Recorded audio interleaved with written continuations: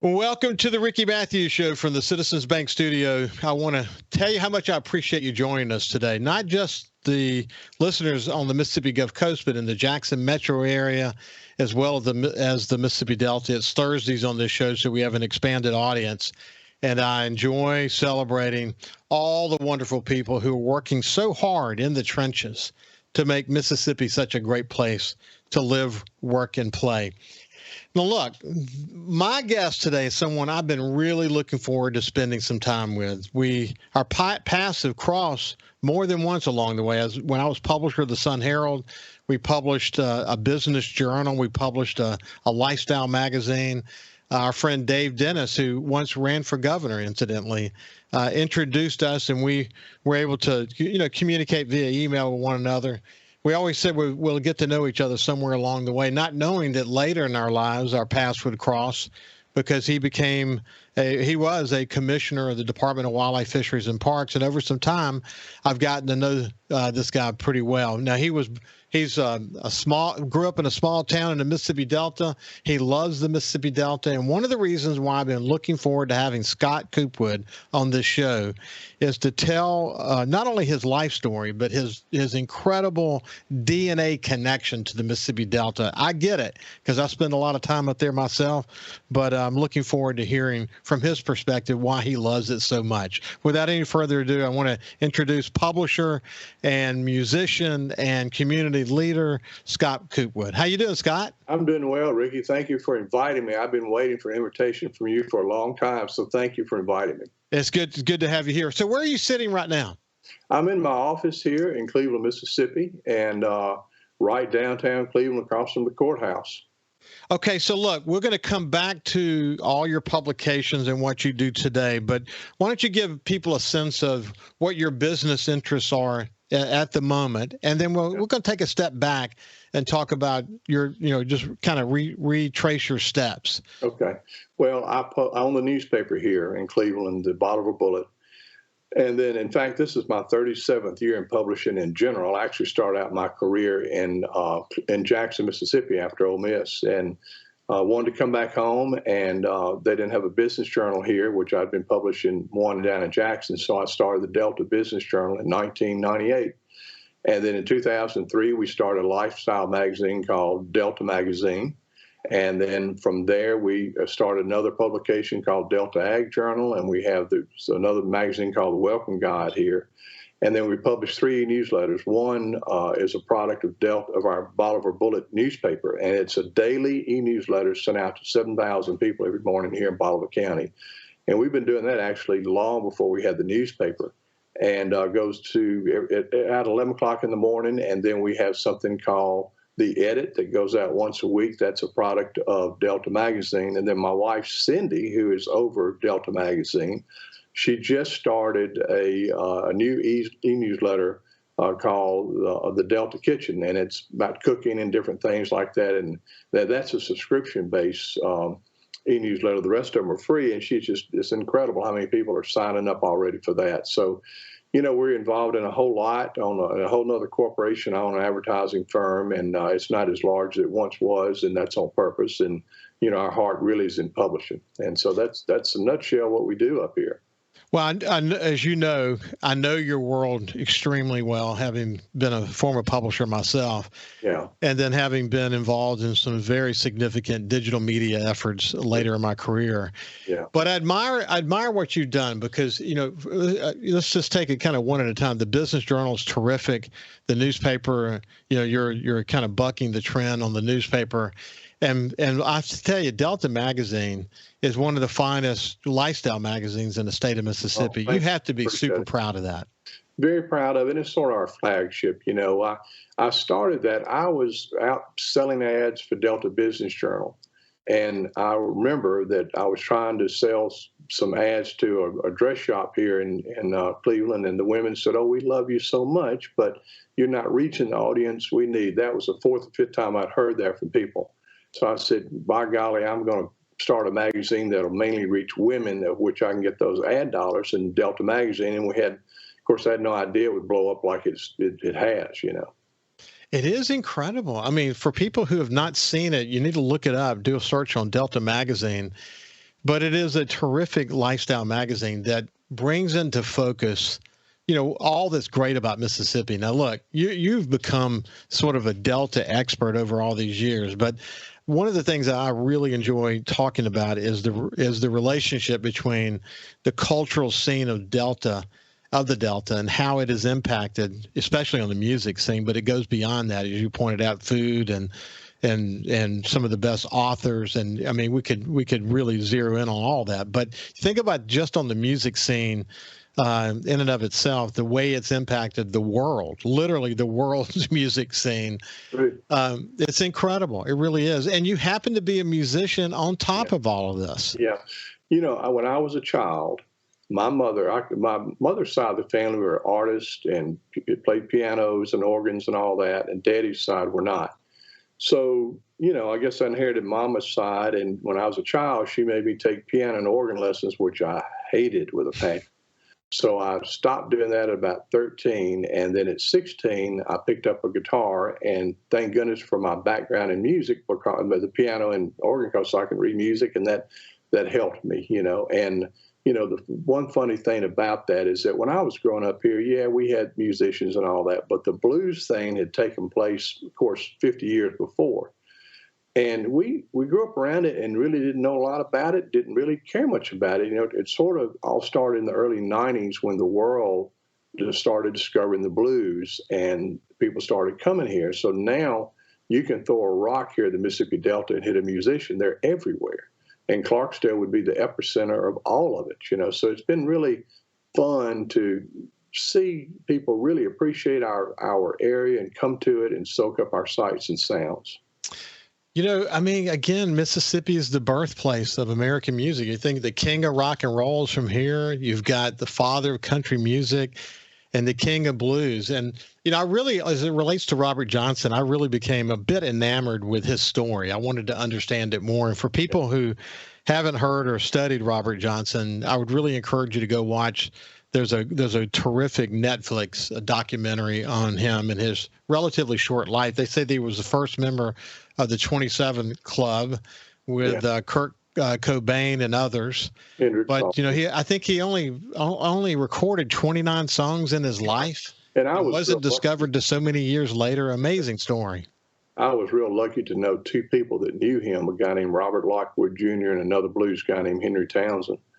And they tell me a lot of stories about Robert Johnson. And so, you know, it's amazing. And what I like to say often is that, and the public may not realize this, but think about the impact of what I'm about to say. The blues created rock and roll. Rock and roll's roots go back to the blues. Had there never been any rock and roll, you've never heard of a guy named Elvis or a group called the Beatles or anybody. That's what happened here in the Mississippi Delta. That's how significant it is. And so that's the point. I mean, that rock and roll music changed the music of the Western Hemisphere. Blues, though, gave it birth. And you think about this sort of the British blues movement. You know, Eric Clapton. You know, he did an entire album focused on Robert Johnson, and then, you know, Bob Dylan and Keith Richards and Robert Plant. Yeah. You know, I had the opportunity. I don't know if I mentioned this to you, but I had the opportunity to have an hour-long show with Bill Luckett, and it was not long before he died. It may be the last long-form interview that he granted, and it was so good. I mean, just talking about all of these blues musicians that have passed through Clarksdale and really all through the Delta, but his commitment to it, and you know, hearing his and Morgan's commitment to the Ground Zero Blues Club, which now has opened up a second facility here in Biloxi, but. Man, so many personalities like Bill's. God bless Bill. I wish he was still with us and could have the passion he brought to the table. But, you know, Muddy Waters and Sam Cooke. I mean, man, the list just goes on and on, doesn't it? On and on. John Lee Hooker, the whole nine yards. Bill was, I look at Clarksdale and I think Bill was the instigator of all of it. And then, of course, he had Morgan along with him that had a worldwide voice, and that helped. But Bill is the one that talked to a person named Roger Stoley into moving to Clarksdale, who founded the Juke Joint Festival. And the work Bill did was just, it's unbelievable. I mean, I really think, of course, you had the Shack Up In guys that were already kind of going a little bit, but Bill was the one that planted a flag in Clarksdale and said, we're going to capitalize on the blues, in my view. Well, listen, what's interesting about your musical background, incidentally, my mother was a piano teacher, so I learned to bang on the piano, but music was a huge part of my life. And now, if you were to look at my playlist today, it is a wide variety of music. I like all kinds of genres, from Mozart to the blues and everything in between. Yeah. But what's interesting about you is I see you posting videos of you playing with some really, really famous people. Like recently, yeah. You're still a pretty serious guitarist, aren't you? I am, and when I graduated from Ole Miss, I graduated with an English degree just to go to law school, and I took the LSAT and luckily did real well on it, but I just wasn't quite ready to go to school. I kind of regret that a little bit, to be honest with you. And but I've always been into music, and I wanted to try to strike up a career in music. And luckily, I had a great uncle that helped raise me in my little town of Shelby, and he said, "I tell you what, go ahead. Let's do this. Let's pick it up right there with your great uncle. Okay. We're going to continue our conversation when we get on the other side with Scott Coopwood. We'll see you after this. Welcome back to the Ricky Matthews Show from the Citizens Bank Studio. And we have a very special guest today, somebody I've been really looking forward to spending some time with on this show as we really share our love of Mississippi, and particularly the Mississippi Delta. But it's Scott Coopwood. He's a publisher. You know him from Delta Magazine or Delta Business Journal. He has a newspaper, lots of digital products that they send out. But and he's also he's been appointed by multiple governors over the years to serve in various capacities. Most recently, he is a commissioner on the Department of Wildlife, Fisheries, and Parks Commission. So he's someone I have a lot of interest in, and am really looking forward as we're having today to this great conversation about Mississippi and sort of his journey. But what's okay? So we talked about you were telling us about your uncle, I believe, before we went to the break. Yes. My grandmother's brother, who was a graduate of Swanee and an important person in this region, never had children, lived 2 blocks away. So he had a huge hand in raising me. Just a great guy. He was an Air Force official in New York during World War II, and all that. And so, I wanted to go to law school, and I didn't. And he said, I tell you what, you want to do music, I will help fund your music for a year. And if that doesn't work, then law school or MBA. And I said, deal. And so I made a record down in Jackson, where I had moved. All my friends from Ole Miss moved to Jackson. That was a thing back in the days, go to Jackson. That's what we did. They all go to Nashville now. And so I made a record, and it got a lot of feedback. And I got a call one day from a guy named Miles Copeland, who his brother was a drummer for the Police, and who manages the rock star Sting. And he had a record company called IRS Records out in Los Angeles, and they offered me a deal. And at the end of the day, we just couldn't work it out. I didn't take it, so I went with another small record company. And I had my own record company too at the time, and I made several records. But Ricky, tough business, very tough, and didn't go anywhere. And so luckily for me, while I was in Jackson, I bumped into an old advertising executive named Larry Painter, and he introduced me to the publishing business, and I've been there ever since. But the name of your company was N-Beat Records. That's right. Yeah, you actually had your own record company, and boy, that was before streaming. When my friend Steve Azar is on, and you have so many friends who are still in the recording business, but streaming and new technologies has changed that arena, just like it's changed the publishing arena. Absolutely. In very significant ways. Isn't that true? Yeah. But that was it. But I never put out my guitar, and I've continued to play. And as the Delta has become popular, then through my various connections, I have met many, many people. And so 2 or 3 times a year, I play with a guy named Derek St. Holmes, and he's the longtime singer for Ted Nugent. So if you ever heard that first Ted Nugent album, that's really Derek singing all that. And so it's fun to play with him. And I have another friend named Roger Fisher. He's the founder of the band Heart. And if you listen to Magic Man or Barracuda, any of that stuff crazy, that's Roger.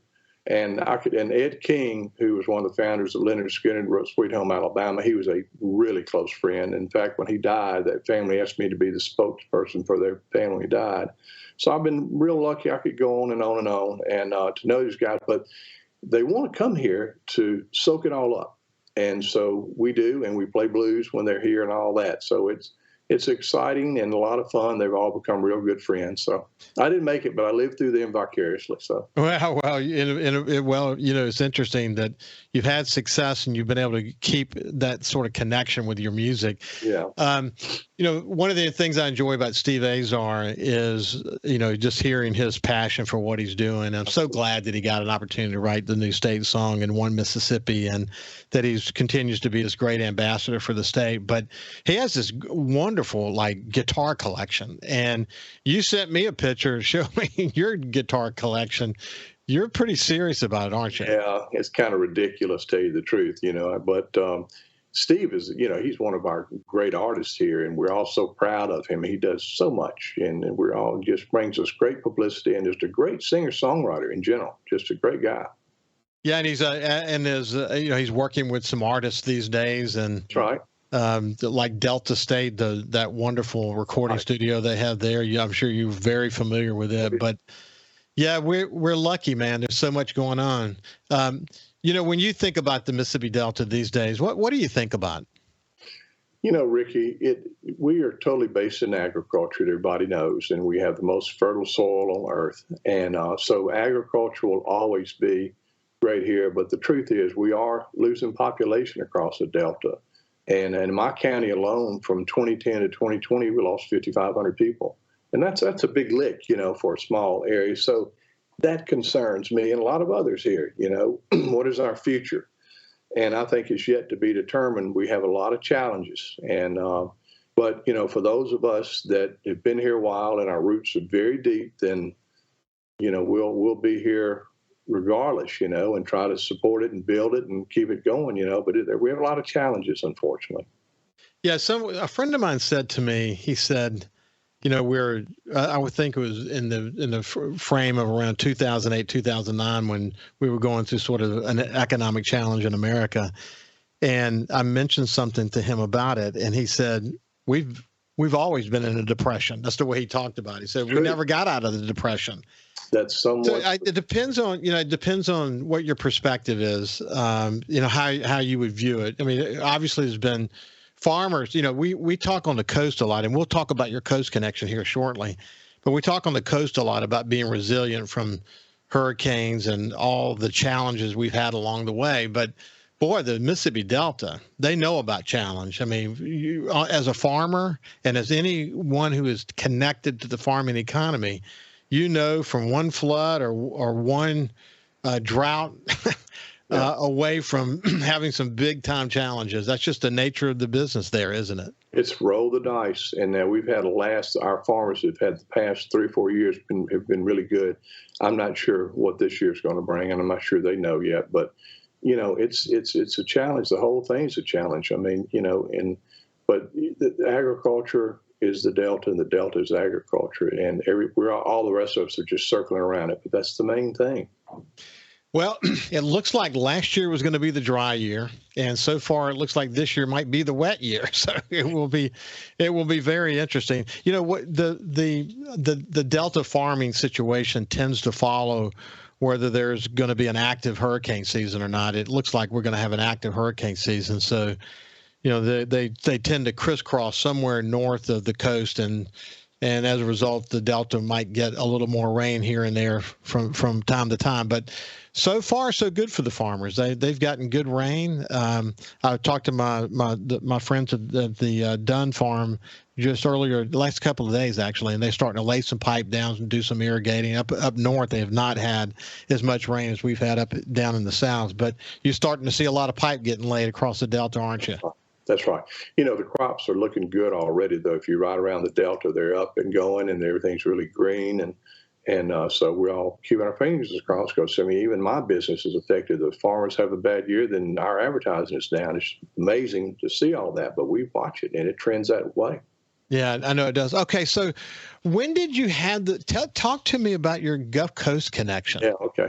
So my great uncle, J.W. Thomas, that I mentioned a minute ago, that had a big hand in raising me, he had a home in Pasture Stand, 236 Poindexter Drive, and he would go down in April and come back in September. So every June or July of my life, I was dropped off by my parents on the coast, and so I halfway grew up down there. And of course, I remember Hurricane Betsy and Camille and all that when I was a child, But I learned to swim, ride a bicycle, and so many firsts took place for me on the coast. So I have really wonderful memories of the coast in Pass Christian. And back when I was growing up down there, that whole front highway looked like Natchez, all those beautiful homes and all that. And, Camille was the first lick on all that. But my mother inherited his home down there, and I inherited his home here in '86. And so luckily she sold it about a year before Katrina and built another home a few blocks away that actually survived.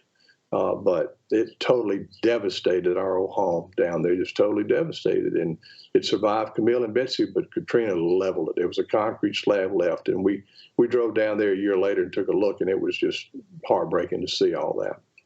Well, listen, Scott, you and your wife, Cindy, have 3 wonderful kids, beautiful kids.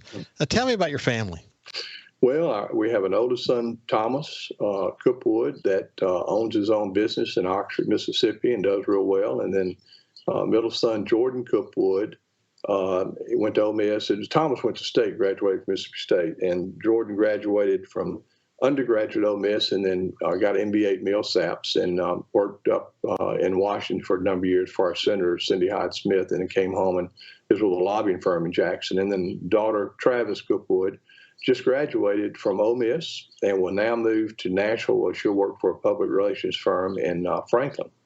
And so none of them are musicians. That didn't pass down, Ricky, for some reason, but that's fine. But they're all great children. We've been very blessed, and I have to give a lot of credit to my wife, Cindy.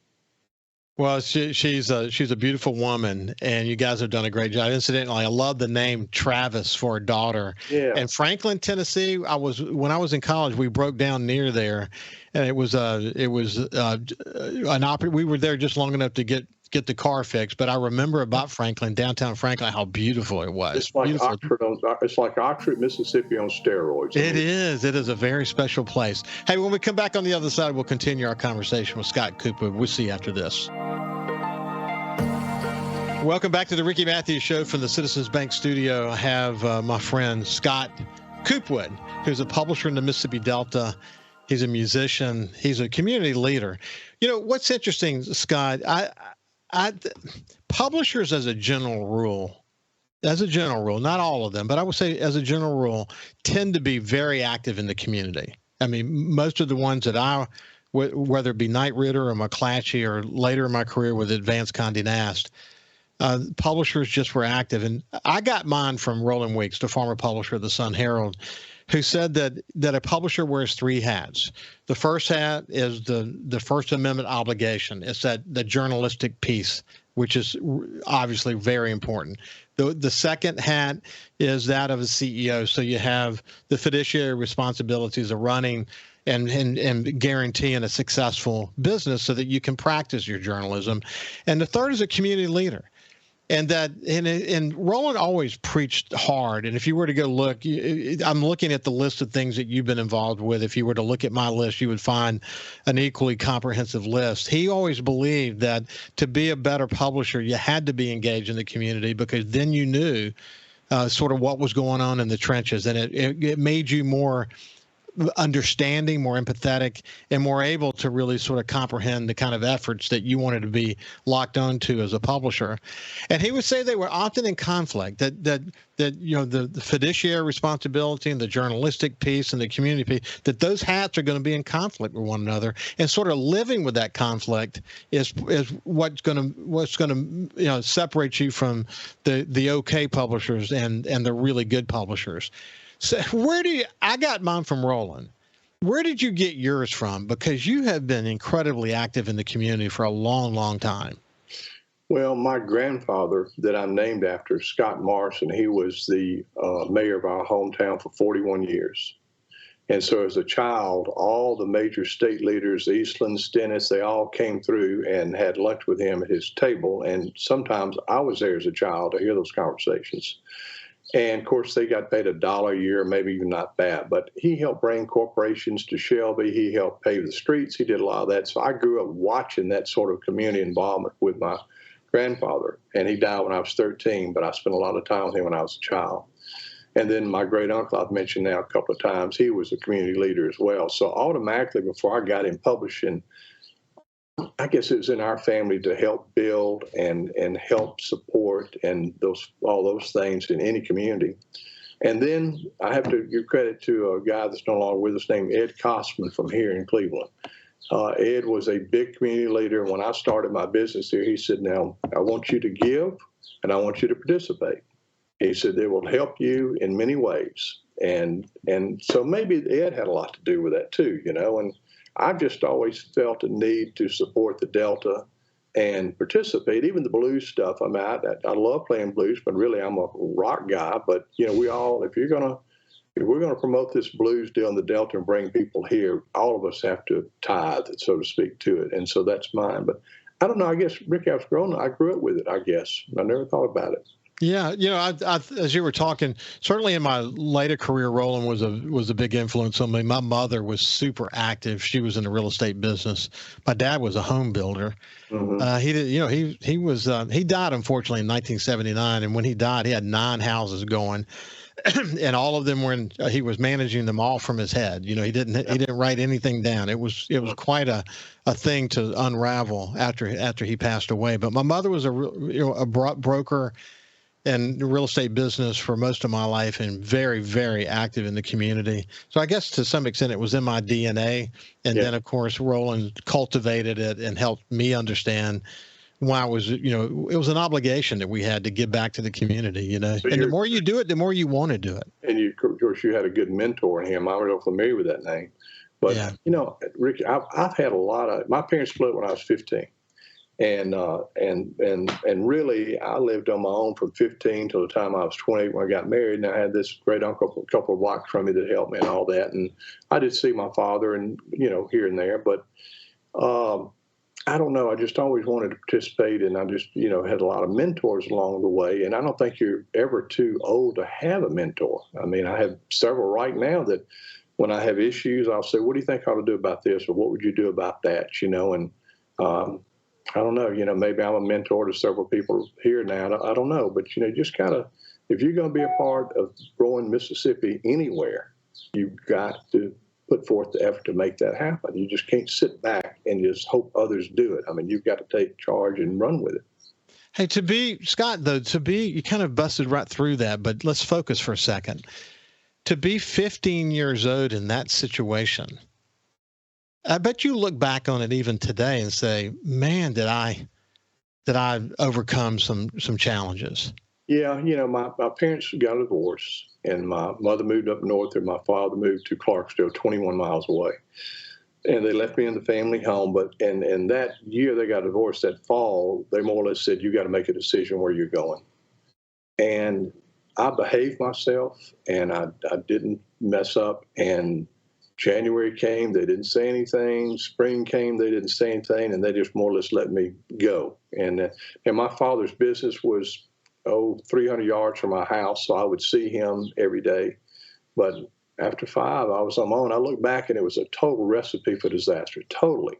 But I'm real lucky that I had a lot of people that loved me, and I just had to being back to the mentors, and somehow God looked over me, and I made it somehow. Through all that, I had very thankful to a lot of people for kind of shepherding me, so to speak, Yeah, that which does not kill us makes us stronger. And it does seem like you've mentioned your uncle more than once, obviously, but he obviously played a huge role. Absolutely.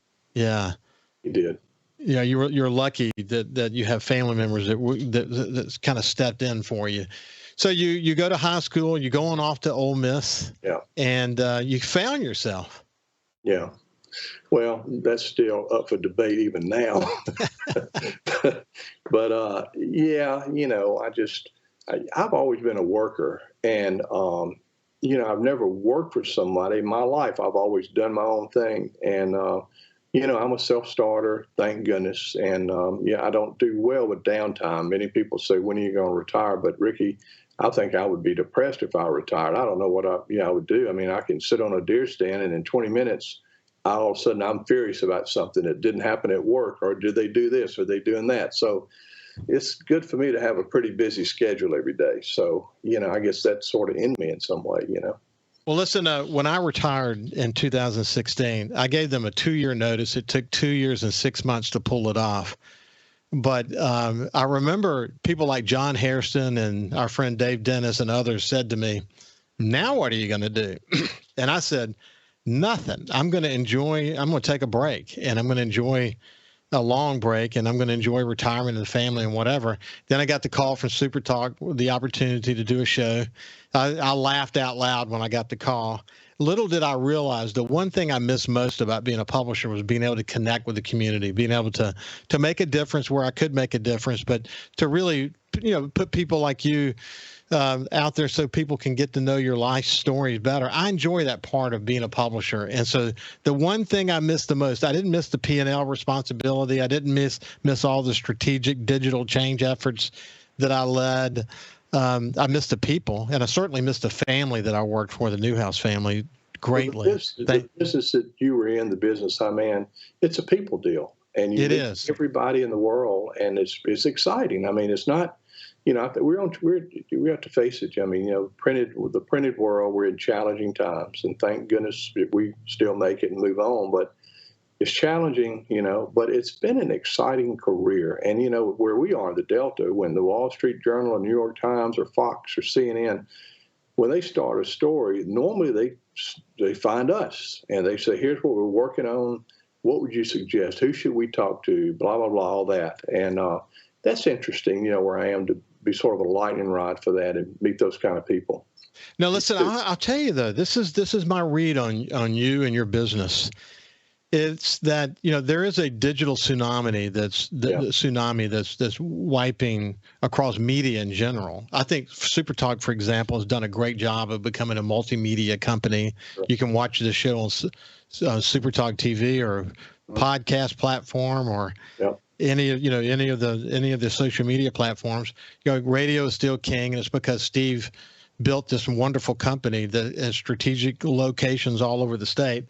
But you got to respond, and the way you succeed, the way Steve has, I think the way you have, is by serving the community. If you're relevant, and people know that you're relevant, they're going to come to you and they're going to read and they're going to listen, and they're going to pay attention, and that creates advertising opportunities. That's your word, relevant. I mean, in our case, I always felt that we survive because of content. And the content we provide, you can't find on the internet.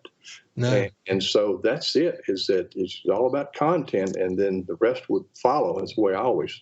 Well, and then, it's interesting. When you have a successful printed publication or a digital newsletter, or whatever it is you might have, when you have a captive audience that's looking to get that, and they're really spending quality time with it, then what that does is create eyeballs, really terrific eyeballs for advertisers. That's the way it works.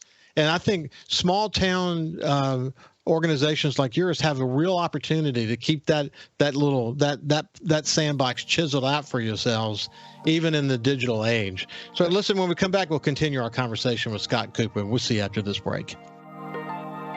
Welcome back to the Ricky Matthews Show from the Citizens Bank studio. I have Scott Coopwood, who's a publisher.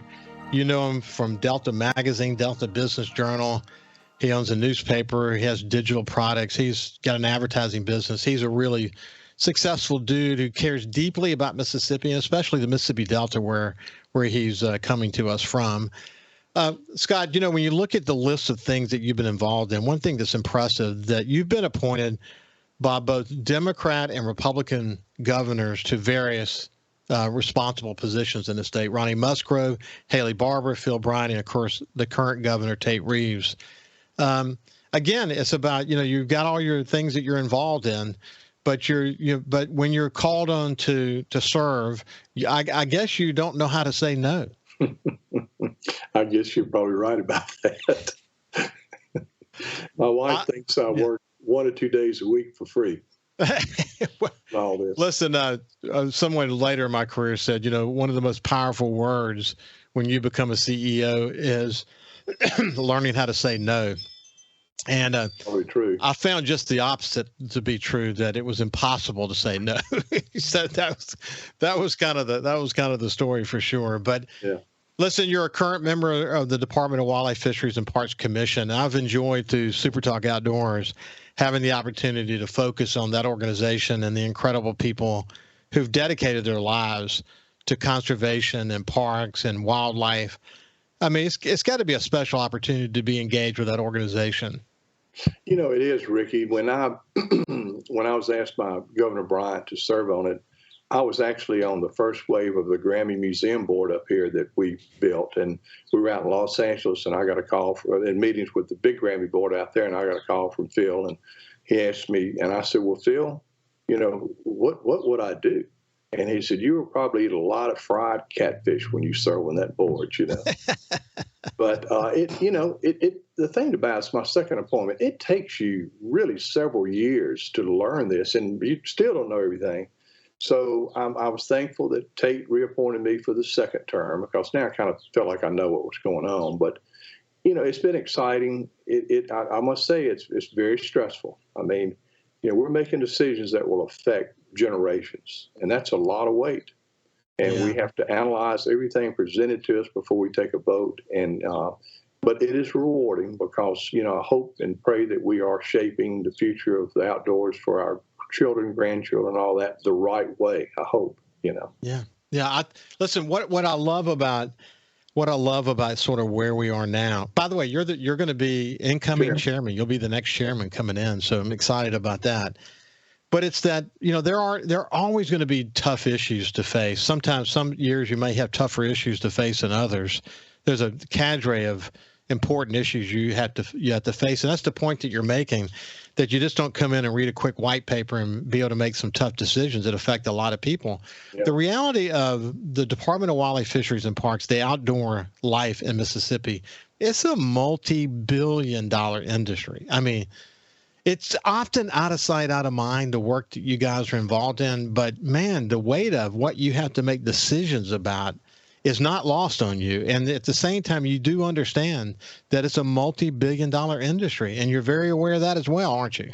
Yeah, I am. And, you know, Ricky, I would have to give credit to you from me that on a lot of these programs, it's made me take a second look at a lot of things. You know, I thought I knew everything, and then you would bring up good points, and I think, And so you've done a lot to help outdoors as well. And you've done a lot for the commission as well, without people knowing it, to make us look at a few things, take a second look. Let me say that. So you've done some good work.